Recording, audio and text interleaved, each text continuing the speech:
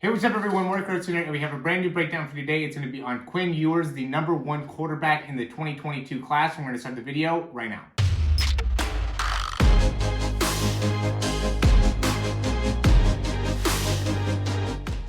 All right, so we've gotten a couple people that have reached out and have asked about getting a breakdown on Quinn Ewers, so I thought I would go ahead and do that. Obviously, many of you guys know he's committed to Ohio State already, just has a ton of potential, and so I thought I would go ahead and do a breakdown on him. First thing that we'll do, as always, we'll check to see that release time. So we'll go zoom in a little bit here. It looks like the hand or the front hand comes off the ball at about 8.33 there, right at the bottom, and then when he's coming through, he's releasing it at 8.63-ish, somewhere right in there. And so he's right at about that 0.3. I've heard some people talk about how he has just like an amazing release, something that, it's never been seen before, or gets the ball out of his hand super quick. 0.3 is really good, especially for a high school athlete, but it is something that we've definitely seen before, so that is a possibility. But just to be able to do that at such a young age is really, really impressive. I do want to say, looking here, he does a great job of really creating a good amount of external rotation. Notice what he does with the wrist here, guys. So, because I see this all the time where people go back and then they end up just allowing that wrist to carry so far back instead of creating rotation. You can see once he gets to this point where he's loaded within the shoulder, he does a great job of really firing through with the elbow. He ends up getting a little bit of kind of a valgus motion or a valgus movement going on. We also kind of see that with like Patrick Mahomes as well, where they almost just have so much mobility within the joints in the elbow that they're able to get a little bit extra, almost external rotation within the arm, which will help in generating some extra force there. I'll go and do some exercises to be able to show you guys how you can actually develop that as well. So here's another really good video here, just because you can see when he's stepping here. Notice what he does with his front foot, right? He's stepping out and towards us. He's not coming across or not going to side at all with the foot. When he lands, he's got a lot of stability within that front foot. But notice also the disassociation. So he's really creating a lot of hip rotation there and keeping that front part of the body or in the upper part of the body kind of closed off, right? So that disassociation is getting those hips to go and open up while the upper body is staying closed. And then he really uses the hips to really lead through the throw. This one, he allows that ball to kind of get away from him a little bit more, right? So he's really doing a good job of keeping everything pretty close within the body, but then because the ball gets up and a little bit away, he ends up kind of allowing that ball to go high. It kind of floats on him a little bit. I will say when he comes down, though, he's got great wrist flexibility, so he has a really, really good wrist flick as he's finishing through, but again, that ball just ended up kind of sailing on him just because of the position of the arm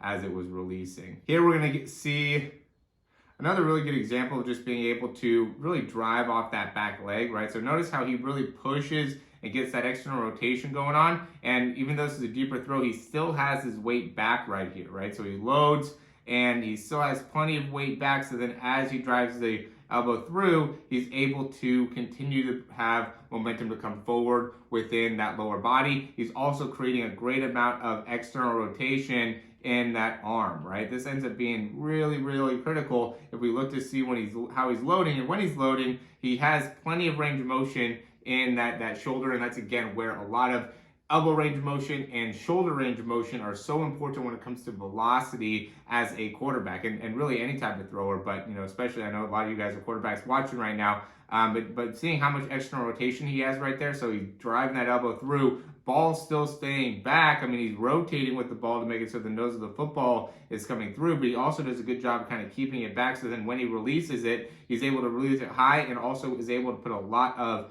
extra kind of wrist flick and lat activation through it. So this kind of release is definitely not what I see with a lot of breakdowns, right? When a lot of people send in their videos, I'm much more commonly seeing, not near as much external rotation and guys that are almost releasing the ball in like this area, right? So the ball's already coming out of their hands. Not very many guys are able to, get the ball into this position and then come down and through on it, right? So I know right here, it's about to leave his hand, hasn't left his hands yet, and that flick that he gets right there really helps in being able to generate that spin and that rotational force on the football, which really makes a big difference. They talk about spin rate a lot I think more so in baseball, but it's also an important thing in football as well with the spiral and being able to create a really good spin rate. And some people do like Aaron Rodgers is known for having a really good spin rate as well. And you could definitely see that. A great view, just being able to see how much range of motion he has in the shoulder, right?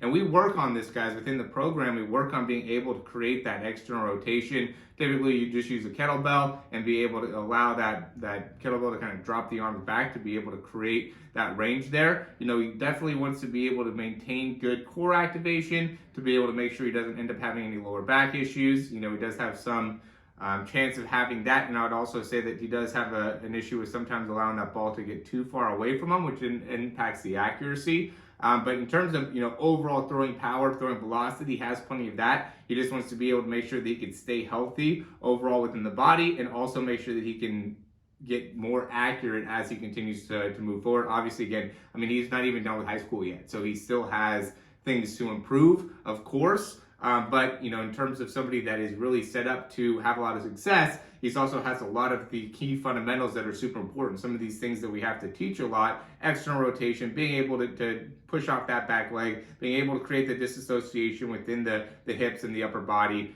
being able to naturally utilize that wrist so the ball doesn't get back behind the head, right? A lot of those things end up being what I end up having to teach with athletes, because they're not getting a great understanding of how to do those things. And then, from there, you have to then take, more steps, be able to make, greater gains on top of those kind of fundamentals there. But, most importantly is being able to first get, like I said, the ability to push off the back leg, the ability to create good rotation out of that front foot and have a good front step, right? Look at how far his step is. It's not like it's really close to his body. He's taking a good solid step, so then all of his weight's coming through the throw and rotating through as he's finishing. Good front arm, good finish with that throwing arm. So there's a lot of things that he does really well, and which is why he's the top prospect and the #1 overall quarterback, right? But as always, we want to be able to see some of the things that he can continue to improve, and not to say that the back ends up being something that he needs to improve. It's just something that as time goes on, you just want to maintain strength there within that lower back, doing broad jumps, doing different type of hip extension exercises, doing different types of like Superman type stuff. That will all make it so you can maintain stability within the lower back, as well as doing like planks and things like that, just to keep the core nice and long and nice and strong too. So that ends up being the breakdown here on Quinn Ewers. Definitely one of the top prospects, and for his age, somebody that is going to flourish, just because he has so many great fundamentals already set up with a 0.3 release time as well. That's really, really great for, especially somebody that is only a junior in high school right now. So as always, guys, thanks for watching the video. If you've liked the information, go ahead and click that thumbs up down below. That really helps us out a ton. Subscribe to the channel if you haven't already. And if you have any questions, comments, recommendations, you can leave those down below. And then I'd also highly recommend you guys checking out the description down below. We have a couple free things that we have. We have a free ebook as well as a free 7-day trial to our throw program. And the big thing that I've been pushing lately is the Zoom sessions, just because it is super, super effective to be able to actually meet with the 30-minute Zoom session. It's going to be me and you going over your throw, seeing what are some of the key things that we need to work on. I actually record you as you're throwing, so then I can actually break it down real time right in front of you, show you exactly what it is that we need to improve, what you need to tweak, and then you go back and try to work on those throws, or I could give you some drills to do right there, just to really be able to work out some of the kinks. And then after we go through the actual Zoom session, I'll give you drills, I'll give you exercises, I'll give you things to be able to work on, and then you also have access to the recording so you can take that information and utilize it for the next few weeks. And so it is a great tool to be able to make some big improvements within your mechanics quickly, and that's what I'm all about, is being able to make the most amount of improvement as fast as possible. And I think that you can't do it in a better way than doing one of those Zoom sessions. Obviously you can do the breakdown. If you do the 3-month program, which is down below, you get access to those Zoom sessions with that. And so obviously highly recommend that. That's just going to be 3 months of being able to get that same type of individualized training. You just also get workout programs, nutrition programs, you get some custom videos for you as well. So you get more when you do the 3-month program. But if you just want to do a Zoom session, if you're just looking for some quick fixes or something like that, you can go ahead and sign up with that down below in the description. And as always, if you have questions or anything like that, I also have my contact information in the description. So again, guys, thanks for watching. If you're still watching right now, go ahead and click that thumbs up. That really helps us out a ton. Talk to you soon.